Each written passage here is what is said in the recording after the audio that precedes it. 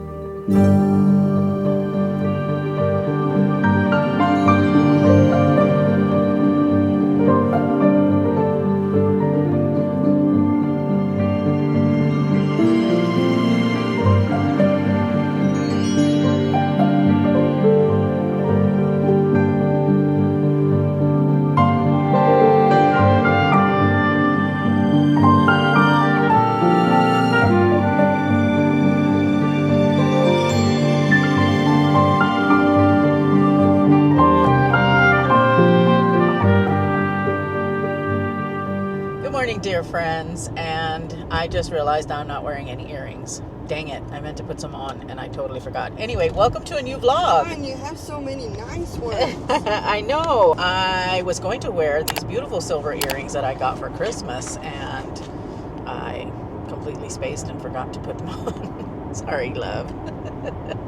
Anyway, good morning. It's Saturday. I have picked up the camera very late in the week this week just because it's been kind of a busy week. We're going to have a cook with me kind of vlog today because I'm going to be baking some sourdough bread. I just wanted to hop on here. We're opening up with a card chat this week and say, hey, Ange. Hi. I would actually look in your face, but I'm driving and yeah, that's important. We actually have some sunshine, but that means that the temperatures are very, very frozen. We got a lot of frostiness going on everywhere here. We're going out to have family breakfast and going to take a quick trot around the mall. I think my sister needs to get something from Williams-Sonoma, and we just kind of like to go and look around anyway and see what's what. It gets us out of the house, it gets us moving, and so I didn't want to do it yesterday. I was all like, I don't really want to do family breakfast, but I figured, it gives us an opportunity to get out and just walk, which is never a bad thing. But yeah, we go fill ourselves with carbs and then we go and try and walk them off. Angie drinks her breakfast with a Bloody Mary or a Bloody Maria because of where we're going. Yeah, not always, but sometimes. Today, yes. Today's a yes. Yeah. But yeah, we're just gonna go hang with the fam for a little bit because I've got to get home so that I can get the bread going. It is a 2-day thing. On YouTube, it's kind of funny because you see these people saying, the fastest sourdough recipe ever, and it's not. It's never fast. There is no such thing because It reminds me of the quote from that movie. What is it? My Cousin Vinny. Do your grits cook faster than anybody else's grits on the planet? Yeah. It doesn't. No, there is no such thing as fast sourdough. Yep. I just wanted to say thank you guys for all your love and your condolences that you have sent through comments and everything. It's a little thing that you guys do, but it means the world to me, and I appreciate the love and support that you guys have really given me in my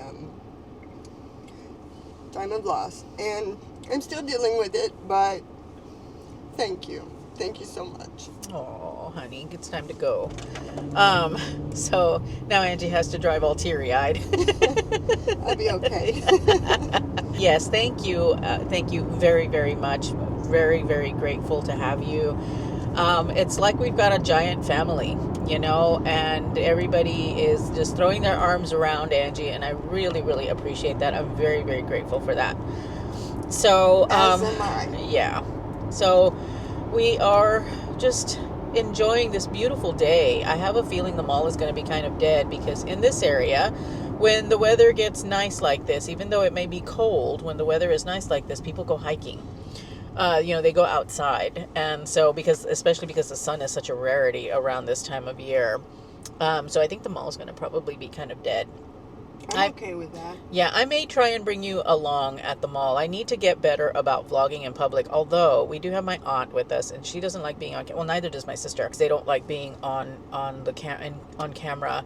But I feel weird pulling the camera out while my aunt is around because, I don't know, it just gives me the ick. It's very cringy to do it in front of her for some reason. She doesn't quite understand the whole concept of what Raleigh does. Yeah, So, yeah, exactly. Yeah. I can keep her entertained. Okay. I do have something to chat with you about. I am having a little bit of an existential crisis with my content. Because I really, really, really want to vlog, and I would love to vlog all the time and include fashion content and lifestyle content. But a part of me is like, people also like the styling content as well. And they like having the dedicated stuff, and so. I still think you should do both. That's my opinion. It is getting harder and harder for me to just sit down and do styling content with you. I'm going to be honest. It is, what I want to do is I want to incorporate it into my everyday life because this is my everyday life. And whoa, that came out of nowhere. Sure did. And I couldn't do anything. Yeah, there was nothing you could do about it. I want to just vlog. I love vlogging. Vlogging is so fun. But if I vlog, that means that I'm down to 2 videos a week because I can't see myself vlogging 3 times a week. That's just a lot. For a vlog, it's a lot. If there's actual sit-down content to talk about, then that's different. If I've got like a haul and then I've got a styling video and then I've got a vlog, that's an easy 3 videos a week. But if I'm vlogging all the time, then that would just be 2 times a week. I don't see that my life is so interesting that it merits 3 vlogs a week. So I'm having a little bit of a crisis with my content. I'm just trying to figure myself out as to what I want to do. And I would love to get your input on that. It's like, I actually may throw a poll up on the community tab to ask you guys about it because I really love vlogging. I think vlogging is where I can express myself most creatively. And so let me know your thoughts on that. I would love to hear. All right, I'm going to go ahead and let you guys go for now. And I'll catch up with you again once we get home. Because again, we're doing some serious cooking today. All right, guys, talk with you in a bit. She is, not me. Yeah, Angie's going to be working on her glass stuff. All right, guys, we will talk with you again in a little bit.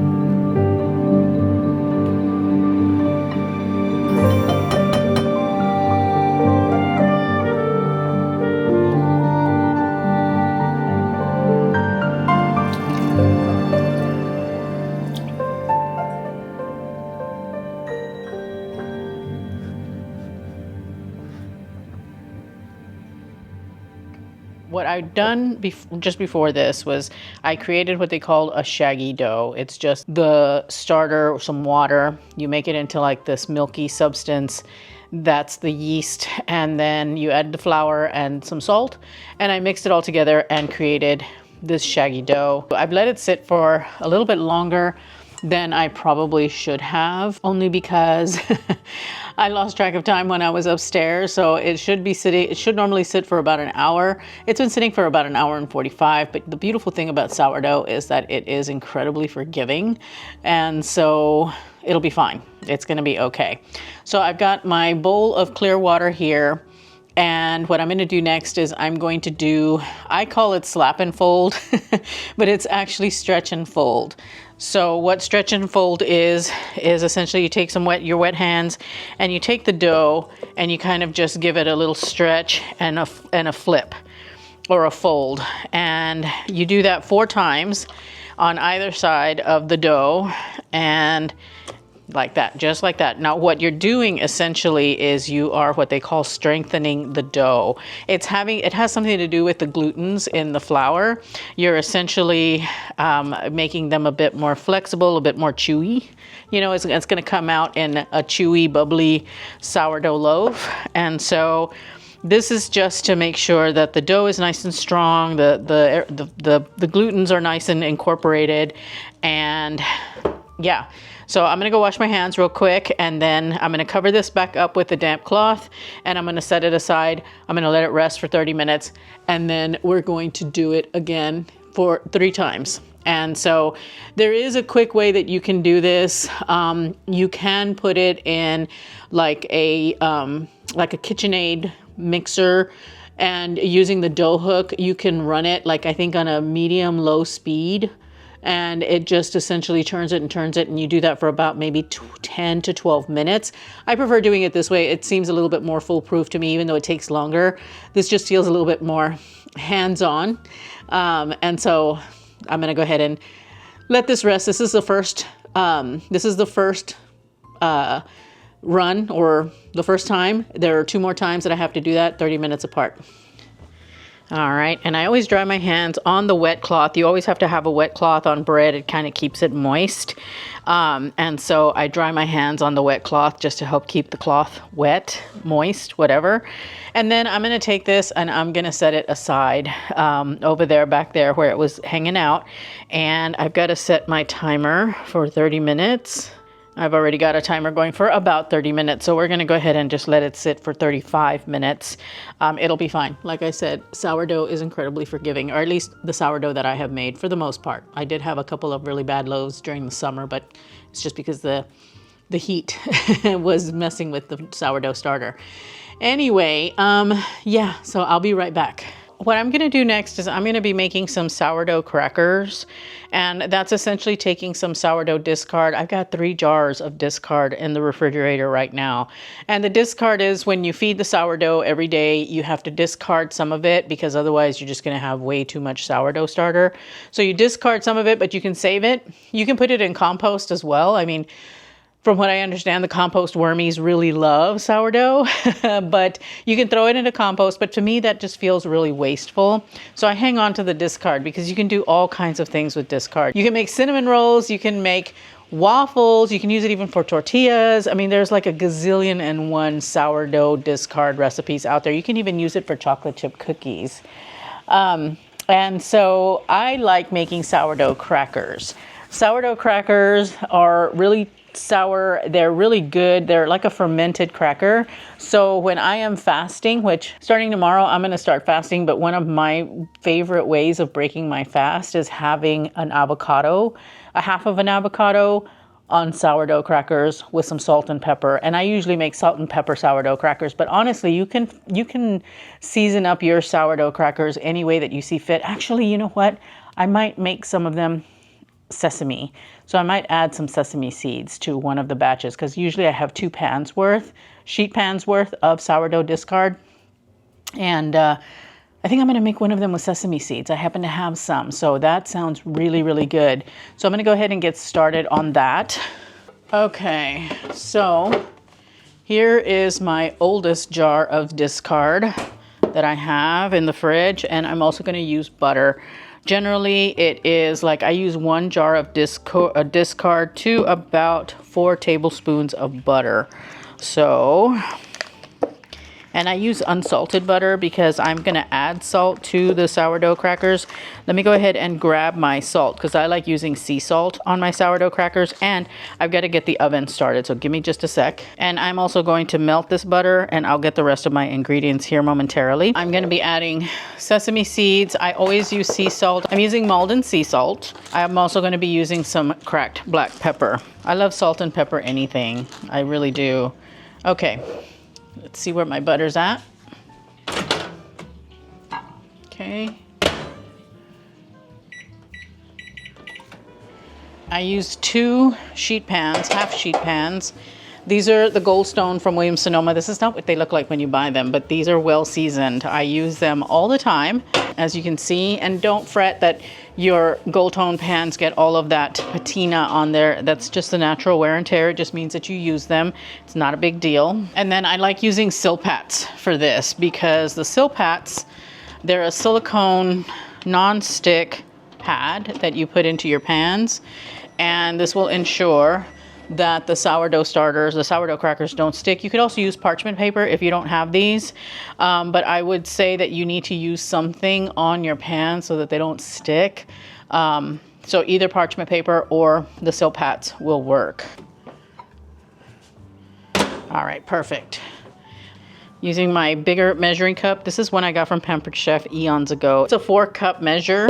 I'll take my my discard. And you know, I have actually killed Bubba, my starter, which I actually have renamed Dolene. I'll explain about that in a minute. But, well, let me go ahead and just explain now. Dolene came about because I watched someone here on YouTube. Her channel name is Charlotte Grove Farmhouse. And her mom was visiting her for the holidays and brought her a sourdough starter with her and named her Dolene. My sourdough starter was named Bubba. I loved that. I thought that was so hilarious. And so I started singing Dolene to my starter, and my sourdough starter has reacted really, really well to that. So I have renamed Bubba to Dolene. And I owe it to Tiffany from Charlotte Grove Farmhouse, her mom, at any rate. I just thought it was so hilarious. So my sourdough starter has now adopted the name Dolene. It just, you know, it is what it is. And I love to sing to Dolene. And she's been giving me some really great bread. So anyway, this is Dolene. So I'm going to pour the discard into my measure.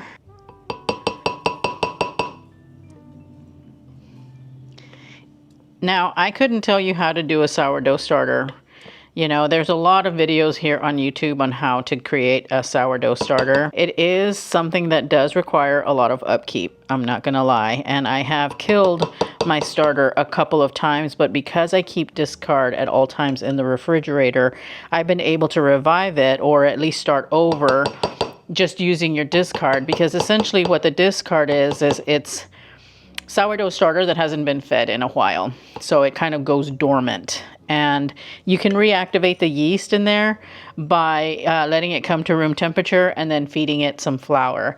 And that's essentially what you do with sourdough starter, is every day you have to give it water and flour so that it can eat, the yeast can eat and get bubbly, and you use that to create your sourdough bread loaves with. So anyway, I'm taking my butter. Let me show you what I'm doing here. Okay, so I've got my starter in the measure, and then I just add the butter into the discard, and I just give it a big stir and just make sure that it's all combined. And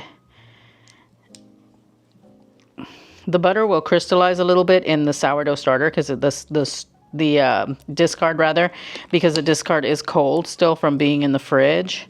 But that's not a big deal. It's no biggie. You just combine it all in together and just make sure that it's all mixed about half and half. Sometimes I get it right, sometimes I don't. But it's not a big deal either way. And just make sure to get it all.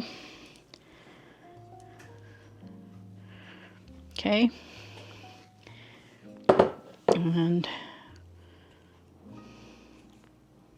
get it all off the spatula. You can use the spatula to spread it, but I find that it is much easier to use a offset spatula.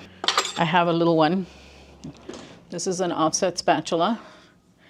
And so essentially what I do then is I start to spread the discard across the silpat, and I try and get it as even as possible. And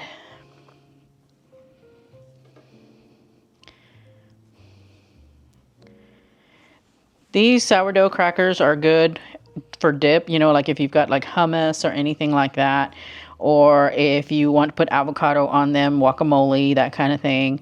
Egg salad tastes really, really good on these.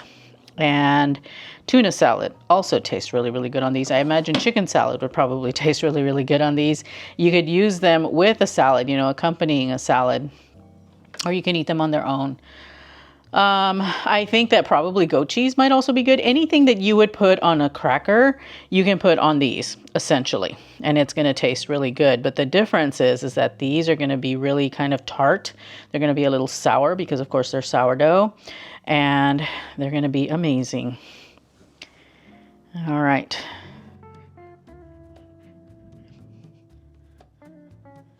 And with these, you really do need to learn how to embrace imperfection. They're not all going to come out the same size. They're not all going to look the same. They're not all going to be the same kind of crunchy, because some of the sourdough is going to be thicker in spots. It will be thinner in other spots. But just embrace the wabi-sabi and just know that there is beauty in the imperfection. They're all going to be really delicious, very tasty. I imagine these would taste really good with tomato bisque soup as well. I've had tomato bisque on my mind a lot because I've been to 2 places recently where the soup of the day was tomato bisque. So I think maybe I need to make a tomato bisque because I really do like it. I think it's quite delicious. All right, so we've got our crackers here. Now it is time to season. I'm going to start out with some salt. Again, I'm using the Malden salt, sea salt. And this is just a really nice, mild, salty that it's going to give the crackers. And so you just kind of sprinkle it on like rain.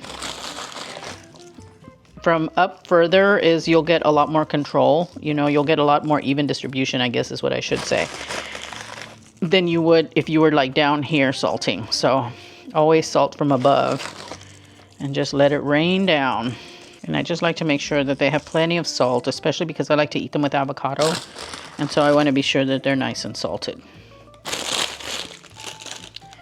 All right, and then we're going to do the cracked pepper. And I love anything salt and pepper. Angie and I both love anything that's salt and pepper because it is just so good. It's basic seasoning, but it tastes really nice, especially if you've got a lot of pepper, and we like our stuff quite peppery. But like I said, you can put anything on these crackers that you want to put. Thyme leaves, thyme, rosemary, dill, any kind of herb. I would suggest going with a dry herb with these, not a fresh herb. And I'm using sesame seed on one of these today because I think that will make a really, really wonderful sourdough cracker, because you're going to get the nuttiness of the sesame seed. Just give it a nice little sprinkling, again from up above, so that way you get a really nice even distribution of the seeds. You could also do everything seasoning. I think would be amazing on these. I'm kind of emulating that a little bit. The only thing I'm missing is the garlic and the little bits of onion. That is our sourdough crackers. Now we're gonna pop them in the oven. They're gonna be in there for about 10 minutes. I give them 10 minutes. I pull them out. and I cut them with a pizza cutter into the little squares, and I'm just scoring the dough, and then I pop them back into the oven for about another 10 to 12 minutes. Generally, they take about 26 minutes total to be done. Sometimes they're done a little faster than that, sometimes not, just depending on how thick the discard is spread. Like this one is probably going to take a while because I can see it's kind of thick. So anyway, let's pop these into the oven. I like to use a pizza cutter to score the crackers. It makes it so much easier. For a while there I was using a knife, and I don't know why I didn't think to use this thing. I don't actually use it for pizza because it is so dull, but it is sharp enough to score my sourdough crackers. So I'm not one for unitaskers, but this one, well, it does the trick. And you just take, and I don't even cut all the way through. I'm just scoring it because once they come out of the oven, they're just going to break apart once they've cooled down because they shrink a little bit as they cool. Because one of the silpats is newer than the other one, it tends to cook these a little bit differently. So these on this silpat, which is newer, sometimes don't take as long as the others to cook.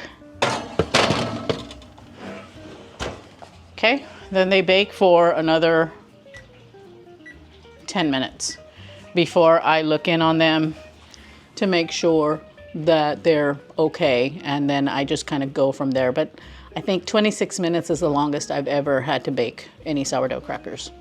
Okay, it's time for our next slap and fold, or sorry, stretch and fold. As you can see, the dough is a little bit wetter, and that's the other thing that the stretch and folds do, is they introduce a little bit of water, because you have to use water on your hands, otherwise the dough is going to stick, and you don't want to use flour because then it's going to make the dough too dry. But anyway, you give it a stretch until it doesn't want to anymore, and fold. And stretch and fold, and stretch and fold, and stretch and fold, and that's it. And with that, we have round 2 of the stretch and folds. We've got one more to go in 30 minutes. So this has turned into a cozy cook with me kind of vlog. I hope you don't mind. I'll have any recipes that I use for whatever I'm doing. I will make sure to have those in my Substack newsletter. I have the link to my Substack in the description bar down below, so make sure to check there if you want to sign up to my newsletter. But yeah, so I'll have the recipes in there for anything that I am doing. The sourdough recipe, I mean, I will share the method and everything with you, but honestly, again, if you want to do a sourdough starter, I didn't do my own sourdough starter. Actually, my hairstylist gave me some of her sourdough that she actually bought from someone on Instagram. I don't even remember who it is anymore because I've had my sourdough starter for almost a year now. I think it's actually, Dolene, Bubba, whatever, is going to be a year old with me at any rate in a couple of weeks, I think. So yep. Anyway, I'm going to go upstairs because laundry is done. I'm washing our bedding. I know this is all so thrilling, but I will be back in a few minutes with the sourdough crackers to show you where they're at, and then also the last round of the stretch and folds for the sourdough. So I'll be right back.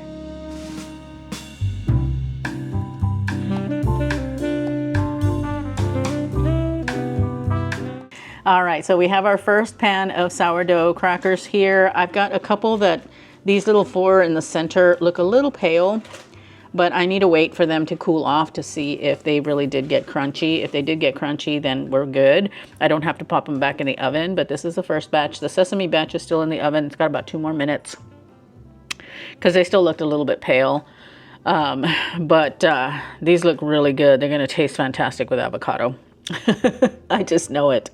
But anyway, yeah, so that is happening. We've got about 15 minutes or so for our last stretch and fold of the sourdough. and then it gets to rest for 4 hours, and I don't have to do anything. It just kind of sits and relaxes for 4 hours, and then at that point what I do is I turn it out into its little bowl is what it's called, a little round bamboo bowl thing that is covered with cloth, and then it sits for another couple of hours, and then after that's done, I put a little shower cap on it, pop it in the fridge, and let it sit overnight, and we'll bake that off in the morning. But I'll show you everything, all the steps that I'm going through as I do them. But these are fresh out of the oven, and we will be trying these out once they've had a chance to cool down for a little bit. So very excited, especially for the sesame ones. I'm checking the sesame ones to see for doneness. So we do have a few that need to go back into the oven, which that's no big deal. And then we have our last round of stretch and fold.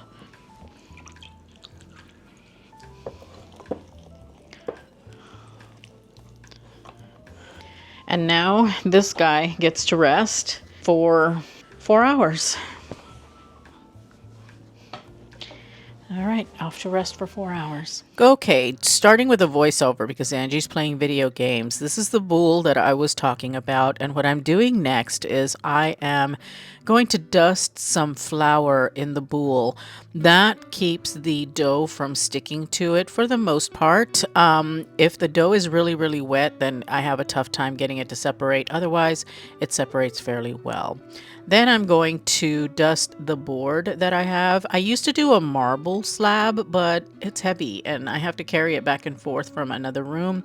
So I've started using this little plastic cutting board, and it actually works really, really well for this task. Then I am turning the dough out onto the board and using a scraper, a bench scraper, to kind of help it along. The dough is actually a little bit looser than I would have liked, but it all ended up working out in the end, and it's coming out. So what I do after I get the dough onto the board is I will wet my hands, and then I will form it almost into like a flat football shape, and I roll it up on either side, and then I roll it over end to end, kind of like a cinnamon roll a little bit. But that way I can get it into a little ball. The trick with sourdough at this stage is you want to pull it towards you.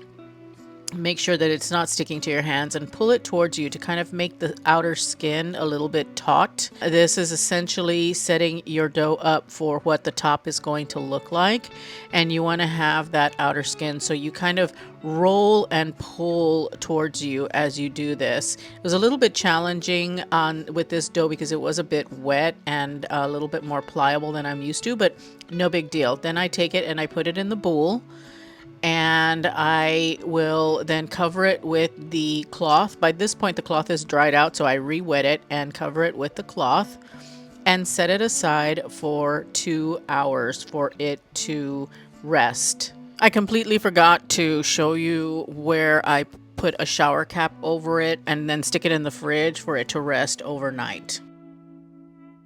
The next morning I have preheated my cast iron Dutch oven.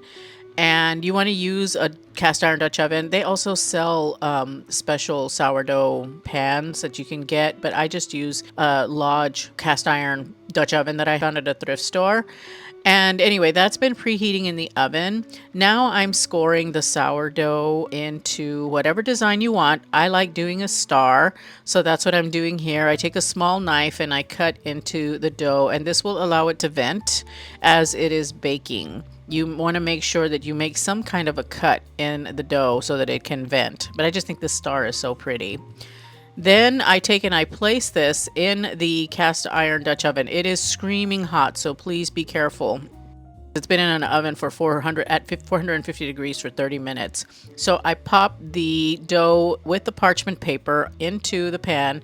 I cover it up, and then I place it in the oven, and it bakes for 45 minutes total. It bakes for 30 minutes, and then you take, for the last 15 minutes, you pull the lid off, and it continues to bake off. What ends up happening, what you get is such a lovely, lovely thing. First of all, your house smells like a bakery. Secondly, you get this beautiful, beautiful sourdough loaf. And she turned out really, really great. I really, really am happy with the result.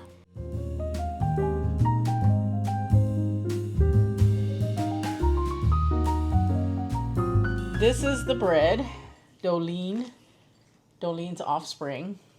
She's beautiful. She's a little flatter than I wanted her to be, but I'm sure she tastes just fine. You didn't sing to her enough. I sang to her a little bit when she was in her bowl. But anyway, she turned out well enough. She's a nice loaf of bread. So I just want to take a second to close the vlog out for the week. Angie's here, of course, to say goodbye. We're going to go and drop this off at my sister's house. Not goodbye. Never goodbye. Oh. See you later. See you later. Okay. Yeah. Yes, we'll see you next week. Again, thanks for all of your thoughts and wishes and condolences. And like I said, it's a little thing on your behalf, but it means a lot to me. Thank you so much. All right, guys. Very much, yeah. We will see you in the next vlog. Bye.